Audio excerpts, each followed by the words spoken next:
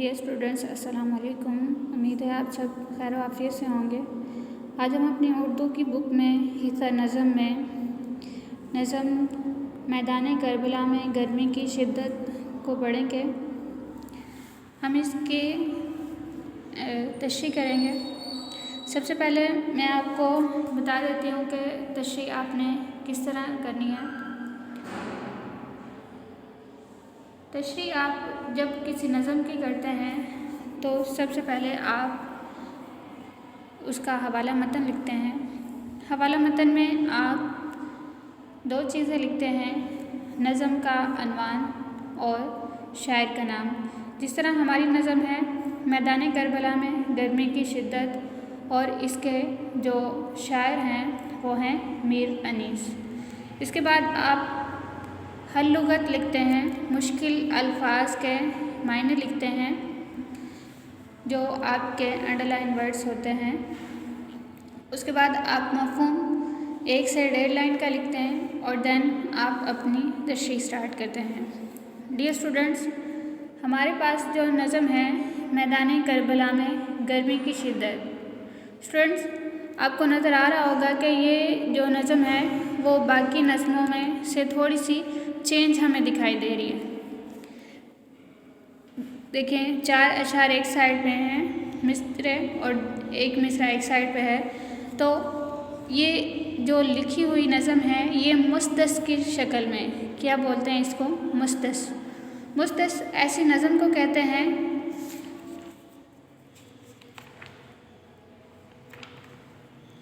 Dear students, मुस्तस इस नज़म को कहते हैं जिसके हर बंद में 6 मिसरे होते हैं। देखें, आप काउंट करें, 4 ये वाले और 2 ये, 6 मिसरे हैं और ये एक बंद है।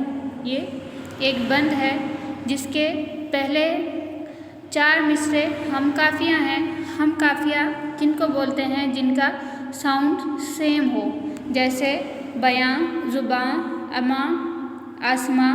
ये सेम साउंड देने वाले, सेम आवाज़ देने वाले अल्फाज को हम काफिया कहते हैं।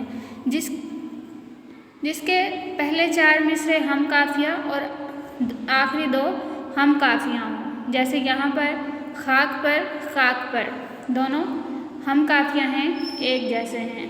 तो ये जो नज़म है ये मीर अनीस ने मुस्तस की शक्ल में लिखी है। मुस्तस, दोबारा से रिपीट कर रही हूँ स्टूडेंट्स, ऐसी नज़म को कहते हैं जिसमें 6 मिसरे होते हैं। पहले 4 मिसरे हम काफिया और आखिरी 2 मिसरे हम काफिया होते हैं, और इन 6 को एक बंद बोला जाता है। डियर स्टूडेंट, चलें हम स्टार्ट करते हैं अपनी नज़म को। हमने तशरीह करनी है इसकी। तो पहला जो बंद है वो है, गर्मी का रोज़े जंग की क्यों करूँ बयां, डर है कि मिशले शम्मा से न जलने लगे ज़ुबां। वो लूह की अलखुल, वो हरारत के अमा, रंग की ज़मीन तो सुर्ख थी और जर्द आसमां। आबे खनक को खल्क तरसती थी खाक पर, गोया हवा से आग बरसती थी खाक पर। डियर स्टूडेंट्स, ये 6 मिसरे जो हमने पढ़े हैं ये क्या हैं? ये एक बंद कहलाते हैं। तो इसमें शायर मैदान करबला में गर्मी की शिद्दत को बयान करते हुए कहते हैं कि मैं गर्मी का हाल कैसे बयान करूं, मुझे डर है कि मैंने जंग के दिन की गर्मी का हाल बयान किया तो मेरी ज़ुबान शम्मा की तरह जलने लगेगी। ऐसी सख्त गर्मी थी कि अल्लाह की पनाह, ऐसी सख्त गर्मी थी कि अल्लाह बचाए। गर्मी की हिद्दत से मैदान जंग की ज़मीन जो सुर्ख थी और आसमान इसके गुबार से सर्द आलूदा था। ज़मीन पर मखलूक ठंडे पानी के लिए तरस रही थी। हवा इस कदर गर्म थी कि यूँ लगता था कि गोया हवा से ज़मीन पर आग बरस रही हो। डियर स्टूडेंट्स, शेर में मीर अनीस 10 मुहर्रमुल हराम के दिन हज़रत इमाम हुसैन अलैहिस्सलाम और यजीदी अफवाज के दरमियान جنگ کا حال بیان کرتے ہوئے لکھتے ہیں کہ عرب میں گرمیوں کے موسم میں سخت ترین گرمی پڑتی ہے۔ ایک تو کربلا کی سرزمین عرب کا گرم ریگستان تھا اور دوسری طرف گرمی کا سخت ترین دور تھا، سخت دن تھا۔ اس دن اتنی سخت گرمی تھی کہ اس کو بیان کرنا ہی مشکل ہے۔ شاعر کہتے ہیں کہ مجھے ڈر ہے کہ اگر میں اس دن کی گرمی کی شدت کو بیان کروں گا تو میری جو زبان ہے وہ شمع کی طرح جلنے لگے گی، آگ کی طرح جلنے لگے گی۔ اس طرح شاعر کہتے ہیں کہ اس دن کی گرمی کو اگر میری زبان بیان کرنے سے قاصر ہے۔ میدان جنگ میں اس قدر گرم ہوا چل رہی تھی کہ لوگ اللہ کی پناہ مانگ رہے تھے اور گرمی اس قدر زیادہ تھی کہ اللہ بچائے۔ میدان جنگ کی گرمی اس کی شدت سے تپ کر زمین سرخ ہو رہی تھی اور آسمان جو تھا وہ یوں لگتا تھا کہ جیسے بھٹی سے گرم دھواں نکل کر آسمان پر پھیل گیا ہو۔ شاعر کہتے ہیں کہ زمین آگ کی طرح تھی اور آسمان بھی بالکل جل رہا تھا، گرمی بہت زیادہ تھی۔ لوگ جو تھے وہ ٹھنڈے پانی کے لیے ترس رہے تھے کہ کہیں کوئی ٹھنڈا پانی ملے، لیکن ٹھنڈا پانی بھی میسر نہ تھا۔ اللہ تعالیٰ کی مخلوق زمین پر پانی کے لیے ترس رہی تھی اور اس کی تلاش میں بے چین اور مضطرب تھی۔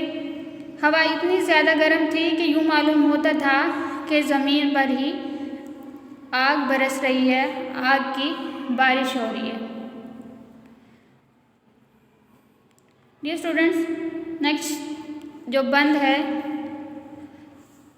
وہ ہے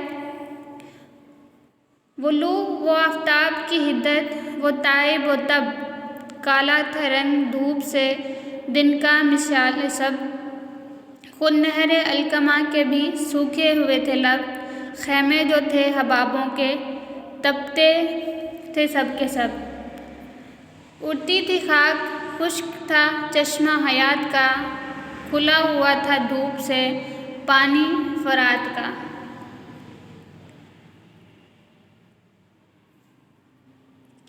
ڈیئر اسٹوڈنٹس، اس بند میں شاعر میدان کربلا میں گرمی کی شدت کو دوبارہ بیان کرتے ہوئے کہتے ہیں کہ اس دن بہت گرم ہوا چل رہی تھی، سورج کی تپش بہت زیادہ تھی جس سے دھوپ بہت زیادہ سخت اور تیز ہو گئی تھی، اور اس سخت اور تیز دھوپ میں دن کا رنگ رات کی طرح سیاہ لگ رہا تھا۔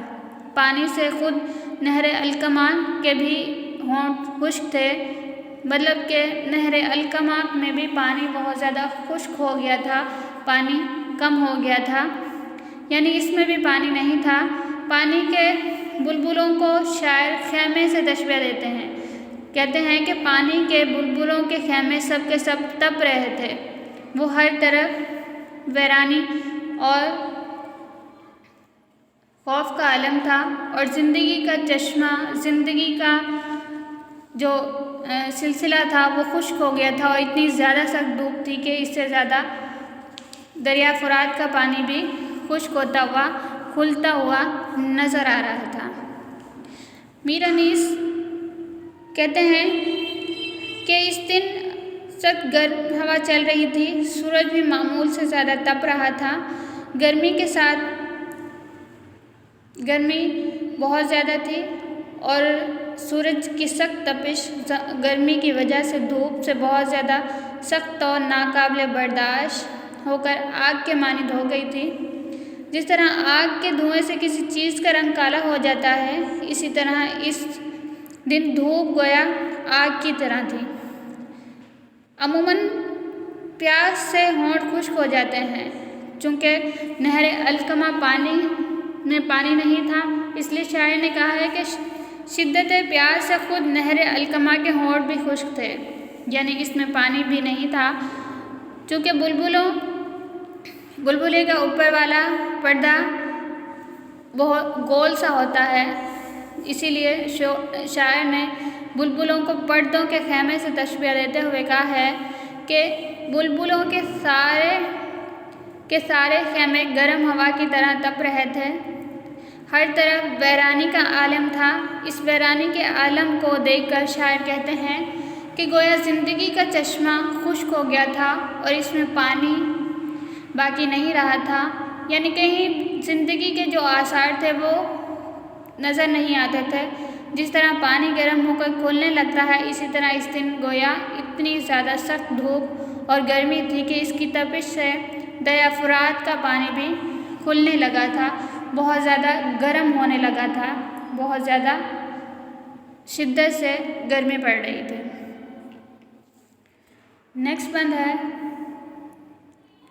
جھیلوں سے چار پائے نہ اٹھتے تھے تابہ شام، مسکن میں مچھلیوں کے سمندر کا تھا مقام، آہو جو کاہے تھے تو چیتے سیاہ فام، پتھر پگھل کے رہ گئے تھے مثل موم خاک، سرخی اڑتی تھی پھولوں سے، سبزی گیاہ سے، پانی کنووں میں اترا تھا سائے کی چاہ سے۔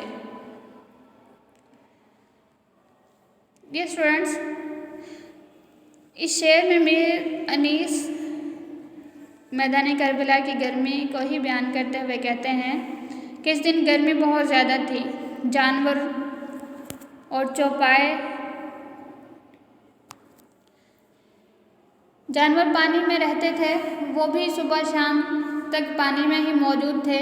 ویسے گرمیوں میں انسان بھی اکثر نہر یا دریا یا نلوں کے پانی میں نہاتے ہیں۔ بقول شاعر گرمی اتنی زیادہ تھی کہ چاپاؤں والے جانور پانی میں رہ کر اس کی شدت اور حدت سے اپنے آپ کو بچانا چاہتے تھے، اسی لیے وہ صبح سے شام تک جھیلوں کے پانی میں موجود رہتے تھے۔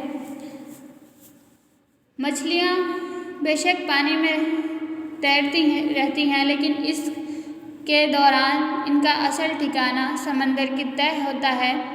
مچھلیاں سطح آب پر آنے سے گھبراتی تھیں کیونکہ اوپر والی سطح کا پانی گرم اور دھوپ کی وجہ سے سخت اور کھلا ہوا نظر آتا تھا، اور وہ سمندر کی تہہ میں اپنے ٹھکانوں میں ہی بیٹھی ہوئی تھی اور اوپر آنے کی کوشش نہیں کرتی تھی۔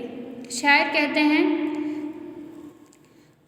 کہ ہرن بھی گرمی کی شدت سے سست اور نڈھال ہو گئے تھے۔ چیتے عموماً خوبصورت رنگ کے حامل ہوتے ہیں، قدرت نے ان کو خوبصورت سنہری رنگ عطا فرما کر ان کو خوبصورت بنایا ہے، لیکن 10 محرم کے دن میدان کربلا میں گرمی کی شدت نے ان کو بھی بے حال اور بے رنگ کر دیا تھا۔ ان کے خوبصورت سنہری رنگ کو گرمی کی شدت سے کالے رنگ ہو گئے تھے، یعنی گرمی کی شدت نے ان کا رنگ بدل کے رکھ دیا تھا۔ پتھر کو جتنا گرم کیا جائے وہ نہیں پگھلتا، لیکن میر انیس یہاں پہ میدان کربلا میں گرمی کی شدت کو بیان کرتے ہوئے کہتے ہیں کہ گرمی سے پتھر بھی پگھل گئے تھے۔ عموماً پتھر پگھلتے نہیں ہیں، یہاں پہ شاعر ہمیں ایک ایگزامپل دے رہے ہیں کہ گرمی کی شدت اتنی زیادہ ہے کہ پتھر جیسی سخت چیز بھی پگھل رہی ہے۔ پھول بھی جو تھے وہ خشک ہو کر بے رنگ ہو گئے تھے، سبز گھاس سوکھ کر پیلی ہو گئی تھی، پھولوں کے سرخ رنگ اور سبزے کی رنگت بدل گئی ہے۔ عموماً پھول جو ہوتے ہیں وہ خوبصورت رنگوں کے حامل ہوتے ہیں، لیکن گرمی کی شدت نے ان کے رنگ کو ختم کر دیا تھا۔ لیکن گرمی ریگستان کی زمین میں کنوؤں کا پانی عموماً نیچے چلا گیا تھا، کیونکہ پانی کا استعمال بہت زیادہ ہوتا ہے اور کنووں کا پانی نیچے چلا گیا تھا۔ لیکن میر انیس کہتے ہیں کہ کنووں کا پانی سائے کی تلاش میں نیچے چلا گیا ہے۔ ہر چیز گرمی کی شدت سے تڑپ رہی تھی، گرمی کی شدت بہت زیادہ تھی، تو ہر چیز پانی کے، سائے کے اور آرام کے تلاش میں تھی۔ نیکسٹ بند ہے، کوسوں کسی شجر میں نہ گل تھے نہ برگ و بار، ایک ایک نخل جل رہا تھا صورتِ چنار، ہنستا تھا کوئی گل نہ لہکتا تھا سبزہ زار، کاٹا ہوئی تھی سوکھ کے ہر شاخ باردار، گرمی یہ تھی کہ حسیس سے دل سب کے سرد، پتے بھی مثل چہرہ موقوف زرد تھے۔ اس بند میں شاعر بیان کرتے ہوئے کہتے ہیں،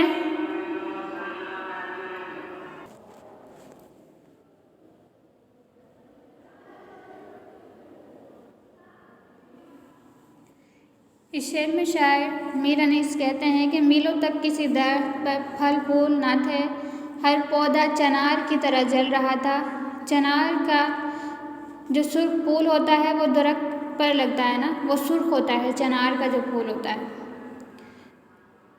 تو ہر پودا چنار کی طرح نظر آ رہا تھا، ہر پھلدار شاخ سوکھ کر کانٹا ہو گئی تھی، زندگی بیزار تھی اور درختوں کے پتے بھی دگ کے مریض کی طرح نظر آتے تھے۔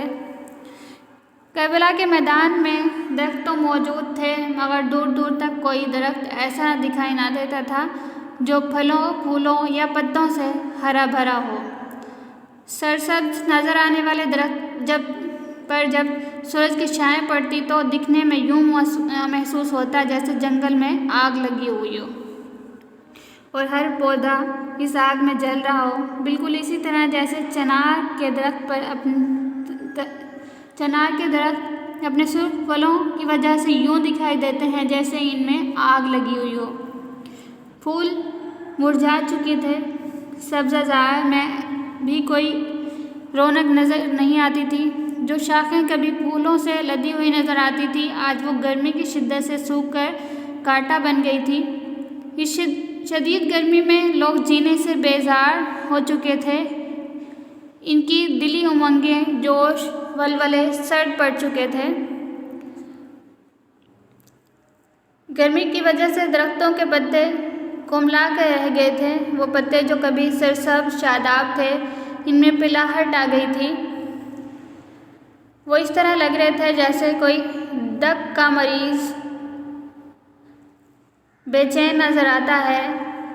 شاعر کہتے ہیں کہ گرمی کی شدت نے ہرے بھرے پتوں کو بھی زرد کر دیا تھا، ان کی تازگی ختم ہو گئی تھی، ان میں زندگی کی سوکھی نظر نہیں آتی تھی۔ گرمی کی شدت سے سب کا برا حال تھا، ہر چیز بے چین اور مضطرب نظر آتی تھی، ہر چیز یوں نظر آتی تھی کہ ابھی ختم ہو جائے گی۔